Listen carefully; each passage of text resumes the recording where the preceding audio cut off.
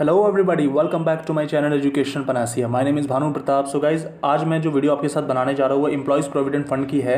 और last video जो मैंने प्रोविडेंट फंड पे आपके साथ बनाई थी उसमें मैंने सेक्शन 9 तक आपको कराया था और आज मैं उसी का कंटिन्यूएशन करा रहा हूँ। अब 2 वीडियोज़ में ये कॉन्टेंट जो है आपका फिनिश करवा दूंगा मैं। तो आज सेकेंड लास्ट वीडियोज़ है। देखिए सेक्शन 10, आप डिस्क्रिप्शन में इसकी सारी वीडियोज़ की लिंक देख सकते हैं। प्लेलिस्ट है लेबर लॉस की, वहाँ से आपको सीक्वेंस में आपको सारा कॉन्टेंट मिल जाएगा। सेक्शन 10 बात करता है प्रोटेक्शन अगेंस्ट अटैचमेंट की। लॉ कहता है कि किसी भी मेंबर का जो फंड का प्रोविडेंट फंड का मेंबर है या कोई भी अगर एग्जेम्प्टेड एम्प्लॉय भी है प्रोविडेंट फंड का, तो उसके पास उसके फंड में जो पैसा पड़ा हुआ है क्या आप उसको अटैच कर सकते हैं? नहीं कर सकते। लॉ कहता है नहीं, that particular amount shall not be assigned, that particular amount shall not be charged और shall not be liable under any attachment under any decree और ऑर्डर ऑफ एनी कोर्ट। इसका मतलब ये हुआ कि मान लीजिए अगर कोई लायबिलिटी आपने इनकर करी है और आप वो लायबिलिटी नहीं चुका पा रहे हैं, तो आपके खिलाफ जब क्रेडिटर केस करता है ना कोर्ट में और वो बोलेगा कि इसका प्रोविडेंट फंड में 5 लाख रुपया पड़ा है, उसको अटैच कर दो, तो लॉ कहेगा नहीं, हम इस पैसे को अटैच नहीं कर सकते, क्योंकि उसका एक पर्पस है। प्रोविडेंट फंड का जो पर्पस है वो सोशल सिक्योरिटी है। अगर इस पैसे को अटैच करके आपका जो लायबिलिटी है उसको वेव ऑफ या उसको राइट ऑफ करने लगे, तो उससे एम्प्लॉय के हाथ में कुछ बचेगा ही नहीं। जो मेंबर है ना प्रोविडेंट फंड का, उसके हाथ में कुछ बचेगा ही नहीं। तो इसीलिए लॉ सेक्शन 10 क्लियरली ये कहता है कि कोई भी लायबिलिटी, कोई भी डेट हो, अगर उसके फंड के क्रेडिट में एम्प्लॉय का जो पैसा पड़ा हुआ है उसके पैसे को आप अटैच नहीं करेंगे, आप चार्ज भी नहीं कर सकते। मतलब वो ना चार्ज बना सकते हो आप उस पर, ना उसका असाइनमेंट बना सकते हो। मतलब कि आप उसको ट्रांसफर भी नहीं कर सकते उस राइट को किसी और को लेने को। वो पैसा किसको मिलेगा? या तो प्रोविडेंट फंड वाले को या तो उसके नॉमिनीज को, जो प्रोविडेंट फंड वालों ने मेंशन किया होगा, मतलब उस मेंबर ने मेंशन किया होगा। दूसरी चीज कि कोई भी अमाउंट अगर मान लीजिए क्रेडिट में है मेंबर के और उसकी मौत हो जाती है, तो वो जो पैसा है वो पैसा किसको मिलेगा? तो वो पैसा मिलेगा आपके नॉमिनी को। और दूसरा, अब नॉमिनी को पैसा मिलता है तो नॉमिनी को पैसा मिलने के बाद क्या उस पैसे को अटैच किया जा सकता है? तो जब अगर एम्प्लॉय जिंदा था तब जब उसके पैसे को अटैच नहीं किया, तो मरने के बाद तो ऑब्वियसली जिसके पास पैसा जा रहा है उसके ऊपर इतना सारा बर्डन आ गया है, तो वो पैसा कैसे अटैच कर सकते हो? तो similarly the concept goes the same कि अगर नॉमिनी भी है, आपकी मौत हो जाती है, आपके प्रोविडेंट फंड में पैसा है, तो क्या उसको अटैच कर सकते हैं? The answer is no, that shall not be subject to attachment. अगर नॉमिनी ने पैसा लिया है और उससे पहले को लायबिलिटी अगर हुई भी है, तो वो किसी भी ऑर्डर में, किसी भी डिक्री के थ्रू अटैच नहीं किया जा सकता। Section 10 talks about 2 various aspects. Now ये जो प्रोविजन है ये पेंशन स्कीम के रिगार्डिंग और इंश्योरेंस स्कीम के रिगार्डिंग, दोनों के रिगार्डिंग लागू हो जाता है। दोनों ही चीजें मैंने आपको करवा रखी है इसके अंदर। Now section 11 talks about priority of payment of contribution over other debt. ये कहता है कि मान लीजिए एक एम्प्लॉयर है, वो इंसॉल्वेंट हो गया, ठीक है, और इंसॉल्वेंट होने के बाद उसका जो एम्प्लॉयर की बात हो रही है, एम्प्लॉय की नहीं, एम्प्लॉयर इंसॉल्वेंट हो जाता है और उसके मतलब उससे हमें पैसा लेना था, प्रोविडेंट फंड वालों को पैसा लेना था कि उसके एस्टैब्लिशमेंट के रिगार्डिंग जो स्कीम है पेंशन की या फिर इंश्योरेंस की स्कीम है, या फिर उसको पीएफ फंड में पैसा कंट्रीब्यूट करना था, या फिर डैमेजेस हमें रिकवर करने थे सेक्शन 14B में, या फिर कुछ एक्यूमुलेशंस थी सेक्शन 15 की जो उसने ट्रांसफर नहीं करी थी। ये सारा पैसा एम्प्लॉयर के ऊपर था और एम्प्लॉयर एडजुडिकेट हो गया है, इंसॉल्वेंट एम्प्लॉयर के पास अब कोई भी पैसा नहीं है। या फिर एम्प्लॉयर एग्जेम्प्टेड एस्टैब्लिशमेंट का है, उसने अभी तक पेंशन फंड का पैसा कंट्रीब्यूट नहीं किया, या फिर उसने अभी तक इंश्योरेंस फंड का पैसा कंट्रीब्यूट नहीं किया, या फिर उसने डैमेजेस का पैसा अभी तक नहीं पे किया, तो उस केस के अंदर अगर लायबिलिटी इन सारी चीज़ों के रिगार्डिंग है, तो ये वाले सारे डेट्स प्रॉपर्टी को डिस्ट्रीब्यूट करते वक्त, जब इंसॉल्वेंट की प्रॉपर्टी को डिस्ट्रीब्यूट किया जाएगा, तो इनकी जो लायबिलिटी को प्रायोरिटी बेस चुकाया जाएगा। मतलब कि अदर लायबिलिटीज के कंपैरिजन में इस लायबिलिटीज को प्रॉपर्टी के डिस्ट्रीब्यूशन के वक्त प्रायोरिटी पे रखा जाएगा और इसकी पेमेंट पहले की जाएगी। दूसरी चीज़ कि अगर मान लीजिए एम्प्लॉयर ने प्रोविडेंट फंड में कंट्रीब्यूट करने के लिए एम्प्लॉय के सैलरी से, एम्प्लॉय की वेजेस से पैसा काट लिया, और एम्प्लॉयर को भी कंट्रीब्यूशन करना पड़ता है, और उसने वो वाला पैसा अभी तक नहीं दिया, वो वाला पैसा अभी तक चुकाया नहीं है, डिडक्ट तो कर लिया मगर चुकाया नहीं है पैसा, तो वो वाला पैसा हमेशा फर्स्ट चार्ज होता है on the as assets of the establishment. इसका मतलब कि कल को अगर वो एस्टैब्लिशमेंट की एसेट बिकती है तो पहले कौन से वाला पैसा सेटल किया जाएगा, पहले कौन से वाला डेट चुकाया जाएगा, पहले वो वाला पैसा सेटल किया जाएगा जो इंप्लॉयर को as a matter of contribution देना था फंड में, चाहे वो इंप्लॉय का कंट्रीब्यूशन हो चाहे वो इंप्लॉयर का कंट्रीब्यूशन हो जो वो इंप्लॉय के बिहाफ पे करता है। ये चीज आपको ध्यान रखनी है।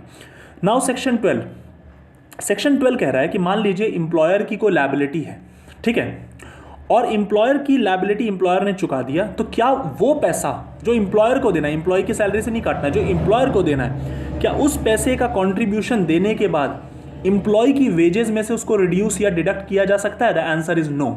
लॉ कहता है, सेक्शन 12 क्लियरली ये बात कहता है कि अगर इंप्लॉयर का कोई कंट्रीब्यूशन है जो वो इंश्योरेंस स्कीम में डाल रहा है या चाहे वो पेंशन स्कीम में डाल रहा है, चाहे इंप्लॉय के लिए ही डाल रहा है, वो कंट्रीब्यूशन इंप्लॉयर की लायबिलिटी है, तो चाहे डायरेक्टली चाहे इनडायरेक्टली कैसे भी आप उस पैसे को इंप्लॉय की वेजेस से डिडक्ट नहीं कर सकते, कैसे भी आप उस पैसे को इंप्लॉय की वेजेस से रिड्यूस नहीं कर सकते। ये बात आपको ध्यान रखनी है। Now section 13 talks about the concept of inspector. Inspector का प्रोविजन जो हम हर कानून में पढ़ते आए हैं, सिमिलर प्रोविजन है। अप्रोप्रिएट गवर्नमेंट इंस्पेक्टर अपॉइंट कर सकती है, चाहे वो स्टेट की हो चाहे वो सेंट्रल की हो। इनका काम क्या है? इंक्वायरी करना कि कोई भी इंफॉर्मेशन, चाहे वो स्कीम के रिगार्डिंग हो, इंश्योरेंस स्कीम के रिगार्डिंग हो, फंड के रिगार्डिंग हो, उसकी वैलिडिटी को चेक करना। जो एग्जेम्पशन सेक्शन 17 में ग्रांट होता है उसके रिगार्डिंग भी इंक्वायरी कर सकते हैं। किसी एम्प्लॉयर से इंफॉर्मेशन मांग सकते हैं, किसी भी जगह पे उसकी इस्टेब्लिशमेंट पे विजिट करके उसके अकाउंट्स को, रजिस्टर्स को, डॉक्यूमेंट्स को चेक कर सकते हैं, वो प्रॉपर पेमेंट ऑफ वेजेस दे रहे हैं नहीं दे रहे, ये चेक कर सकते हैं। कोई भी मैटर जो रिकवरी ऑफ अमाउंट के रिगार्डिंग इंपॉर्टेंट है उसके रिगार्डिंग एग्जामिनेशन कर सकते हैं, वहाँ पे उनके इस्टेब्लिशमेंट में जाके उनके एजेंट से पूछ सकते हैं, सर्वेंट से पूछ सकते हैं, एम्प्लॉयर से डायरेक्ट क्वेश्चन कर सकते हैं। कोई भी बुक्स या रजिस्टर जो एम्प्लॉयर अपनी एस्टैब्लिशमेंट में मेंटेन करता है उस बुक्स या रजिस्टर की कॉपीज ले सकते हैं, एक्सट्रैक्ट्स लेके जा सकते हैं, जो भी इंक्वायरी के लिए इंस्पेक्टर को सफिशिएंट लगता है, या कोई भी अदर थिंग जो उसको उस मैटर में जस्टिफाइड लगती है वो ये काम कर सकता है। दूसरी चीज़, ये सारी पावर आपकी पेंशन स्कीम पे भी अप्लाई होती है, इंश्योरेंस स्कीम के रिगार्डिंग भी इंस्पेक्टर की अप्लाई हो जाती है। और जो सर्च एंड सीजर की पावर है, मतलब जो इंस्पेक्टर की पावर है वो सर्च करने की भी है। मैंने आपको बताया कि किसी ऑर्गेनाइजेशन में जाके वहाँ के बुक्स रजिस्टर्स को देख सकते हैं, और अगर कुछ ऑब्जेक्शनेबल लगता है या एविडेंस में इंपॉर्टेंट लगता है तो उसको सीज भी कर सकते हैं। तो ये जो सर्च एंड सीजर की पावर है ये CRPC के थ्रू उनको मिलती है, इंस्पेक्टर्स को मिलती है। तो सेक्शन 13 बात करता है इंस्पेक्टर्स के रिगार्डिंग। और अब चलते हैं सेक्शन 14 का। हम हालांकि अपने कानून के लास्ट पोर्शन में ही आ गए हैं। सेक्शन 14 बात करता है पेनल्टीज के रिगार्डिंग। यहाँ पेनल्टीज थोड़ी इंपॉर्टेंट है। सबसे पहला सबसेक्शन, मैं सबसेक्शन बाय सबसेक्शन कराऊंगा ये। अगर कोई भी पेंशन स्कीम में, चाहे इंश्योरेंस स्कीम में या स्कीम में, जो फंड आपका प्रोविडेंट फंड की स्कीम है, उसके अंदर पेमेंट को अवॉइड करने की कोशिश कर रहा है या फिर कोई दूसरी फॉल्स जानकारी प्रोवाइड कर रहा है, तो उस केस में जो सज़ा है वो अप टू 1 ईयर है और 5,000 का फाइन है, या फिर बोथ है। सबसेक्शन 1 कि अगर कोई पेंशन स्कीम में पैसा अवॉइड करने के लिए कोई फॉल्स स्टेटमेंट दे रहा है या कोई गलत जानकारी सप्लाई कर रहा है तो अप टू 1 ईयर है, ये ज़्यादा ग्रेवर पनिशमेंट नहीं है, और फाइन 5,000 का है। मगर सेकंड वाला इंपॉर्टेंट है, जो सबसेक्शन 1A है वो बहुत इंपॉर्टेंट है 14 का, कि अगर कोई एम्प्लॉयर डिफॉल्ट कर रहा है सेक्शन 6 की कंट्रीब्यूशन में, जो प्रोविडेंट फंड में पैसा चुकाना है उसके कंट्रीब्यूशन में डिफॉल्ट कर रहा है, पेमेंट नहीं कर रहा है टाइम टू टाइम, या फिर एग्जेम्प्टेड एस्टैब्लिशमेंट की जो फंड है सेक्शन 17 सबसेक्शन 3 के अंदर जो है, मैं जब सेक्शन 17 कराऊंगा तो डिटेल में आपको समझ में आ जाएगा कि सेक्शन 17 के अंदर जो प्रोविडेंट फंड का पैसा देना है एग्जेम्प्टेड एस्टैब्लिशमेंट को, तो वहाँ पे अगर वो नहीं पे कर रहा, चाहे वो इंस्पेक्शन चार्जेस हो चाहे वो आपका एडमिनिस्ट्रेटिव चार्जेस हो, तो वहाँ पे 3 साल तक की सज़ा हो सकती है। कितनी? 3 साल तक की। मगर अब उसमें ध्यान रखना एक बड़ा इंपॉर्टेंट है, यहाँ पे मिनिमम पनिशमेंट क्लॉज भी है। 3 साल तक तो मैक्सिमम सजा है, ठीक है, सबसेक्शन 1A के अंदर। मगर इसमें 2 कैटेगरी है। पहली कैटेगरी कि अगर वो पैसा एम्प्लॉय का कंट्रीब्यूशन है जो डिडक्ट कर लिया है उस एम्प्लॉयर ने वेजेस से और उसका डिफॉल्ट है, तब तो मिनिमम 1 साल की सजा और 10,000 का फाइन। मैक्सिमम हमें पता है 3 साल की है सबसेक्शन 1A में, मगर उसके अंदर एक 2 सब कैटेगरी डिवाइड कर दी। पहली सब कैटेगरी कि अगर एम्प्लॉय से आपने वेजेस से पैसा काट लिया है और आपने एम्प्लॉयर ने उस फंड में पैसा नहीं डाला, जो सेक्शन 6 का प्रोविडेंट फंड है उसमें पैसा नहीं डाला आपने, तो मिनिमम 1 साल और 10,000 रुपये का फाइन है। और अगर अदर केसेस मतलब कि इंप्लॉयर का कंट्रीब्यूशन उसने नहीं दिया तो मिनिमम 6 मंथ और 5,000 का फाइन है। तो इसको ऐसे समझते हैं सबसेक्शन 1A को। पहला पार्ट मैक्सिमम पनिशमेंट कितनी, 3 साल। दूसरा पार्ट कि अगर इंप्लॉय का पैसा काट ले, नहीं दिया, तो मिनिमम पनिशमेंट की बात करते हैं, कितना, 1 साल और 10,000। अगर अदर केस है तो मिनिमम 6 महीने और 5,000 का फाइन। ठीक है। अगर मान लीजिए यहाँ पे जजमेंट के अंदर कोर्ट मिनिमम पनिशमेंट देता है या मिनिमम सेंटेंस देता है तो कोर्ट को वहाँ पे रीज़न मेंशन करना पड़ेगा कि हमने मिनिमम मतलब इस वाली जो सज़ा है मिनिमम वाली, उससे भी कम सज़ा क्यों दी है, अगर ऐसा होता है तो। नाउ अगर कोई एम्प्लॉयर है जो 6C के अंदर जो डिपॉजिट लिंक इंश्योरेंस स्कीम था, सेक्शन 6C मैंने आपको कराया था, और उसी के एवज में सिमिलर मिलता हुआ सेक्शन 17 सबसेक्शन 3A है, तो अगर उसके रिगार्डिंग डिफ़ॉल्ट करता है और इंस्पेक्शन चार्जेस के रिगार्डिंग डिफ़ॉल्ट कर देता है पैसा देने में, तो वहाँ पे मिनिमम अब मैक्सिमम 1 साल की सज़ा है और 6 मंथ की मिनिमम पनिशमेंट है और 5,000 तक का फाइन है। 6 मंथ की मिनिमम पनिशमेंट, मैक्सिमम 1 ईयर की पनिशमेंट और 5,000 का फाइन। सिमिलरली उसमें भी ये चीज़ लिखी है कि अगर वहाँ पे एम्प्लॉयर जो है अगर जजमेंट के अंदर कम सज़ा दी जा रही है, मतलब 6 मंथ से भी कम सज़ा दी जा रही है, तो उसका पर्पस पहले मेंशन करना पड़ेगा जज को कि आपने कम सज़ा क्यों दी है। ये चीज़ ध्यान रखनी है। नाउ सबसेक्शन 2 ये कहता है कि पेंशन स्कीम के अंदर अगर मान लीजिए अगर कोई भी कंट्रीब्यूट करता है, मतलब डिफ़ॉल्ट करता है पेंशन स्कीम के अंदर या फिर इंश्योरेंस स्कीम के अंदर डिफ़ॉल्ट करता है, तो उसको 1 साल तक की सज़ा हो सकती है और 4,000 रुपये तक का फाइन हो सकता है। ये पेंशन स्कीम के अंदर मेंशन हो सकता है कि इतना, ये हम उस स्कीम में ही मेंशन कर दें।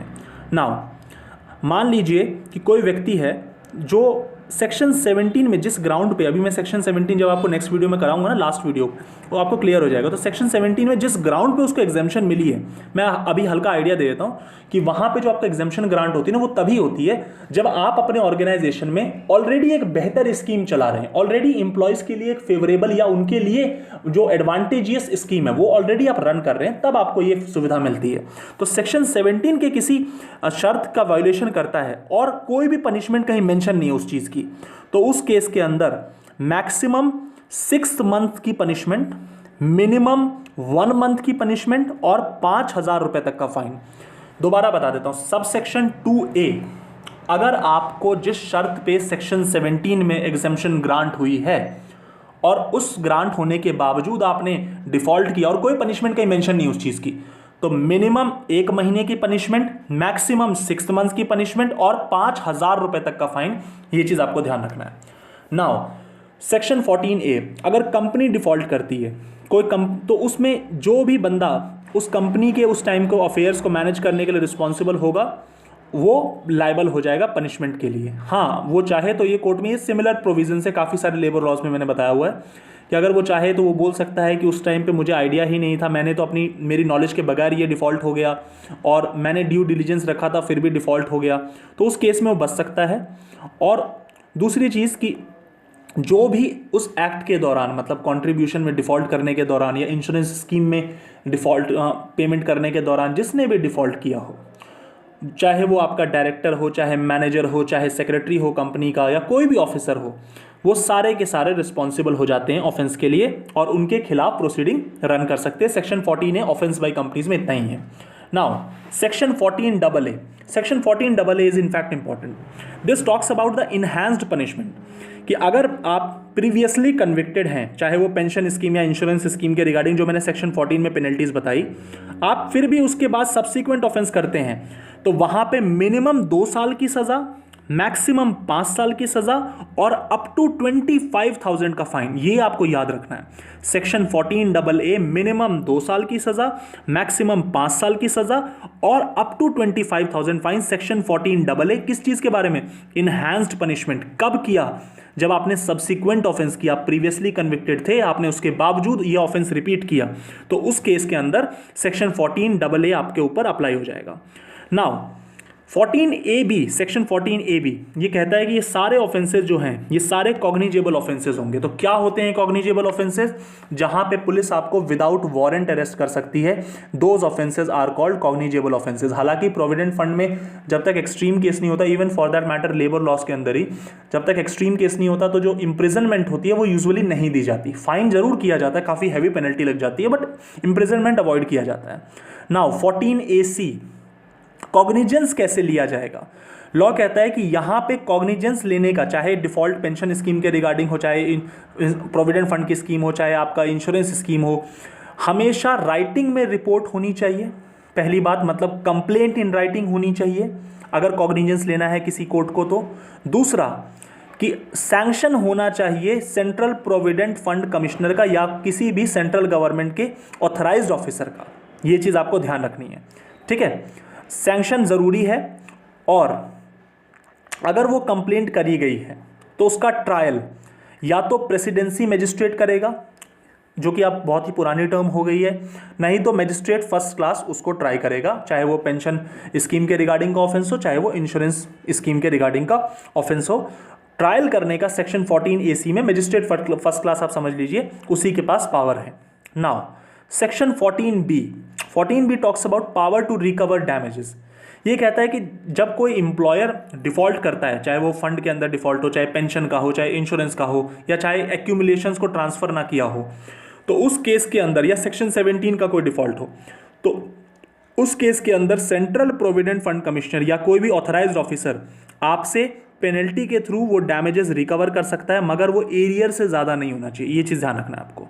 और जब वो डैमेजेस अप्लाई किए जा रहे हैं, लिवाई किए जा रहे हैं, तो इंप्लॉयर को reasonable opportunity of being heard देना जरूरी है, which is the simple principles of natural justice. Now central board जो है, सेंट्रल बोर्ड मैंने आपको कराया हुआ है स्टार्टिंग की वीडियोस में ही। सेंट्रल बोर्ड चाहे तो वो डैमेजेस की अमाउंट को रिड्यूस या वेव ऑफ कर सकती है उन कंपनीज के रिगार्डिंग जो कि सिक इंडस्ट्री है, जिन पे सिक इंडस्ट्री के लॉज जो है, सिक इंडस्ट्रियल कंपनीज एक्ट अप्लाई हो जाता है, तो उनके रिगार्डिंग जो डैमेजेस का अमाउंट है वो अप्लाई हो सकता है। सिक इंडस्ट्रीज का सिंपल नाम से ही ये अपना मीनिंग बता रहा है कि वहाँ इंडस्ट्री, उसकी जो फाइनेंशियल पोजीशन है ऑलरेडी बहुत खराब है, तो वो ऑलरेडी कॉन्ट्रीब्यूशन देने की सिचुएशन में नहीं है, तो इसीलिए वहाँ पे उसको रिड्यूस किया जा सकता है। लॉ ये चीज़ कह रहा है। तो ये 14B तक मैंने आज आपको कंटेंट करा दिया है। लास्ट वीडियो जो बनेगी उसमें 14 मैं आगे कराऊंगा आपको, 14C से मैं आपको कराऊंगा और वीडियो फिनिश हो जाएगी। तो सेकंड लास्ट वीडियो थी आपकी EPF एक्ट की। Thank you so much guys for giving your precious time to me.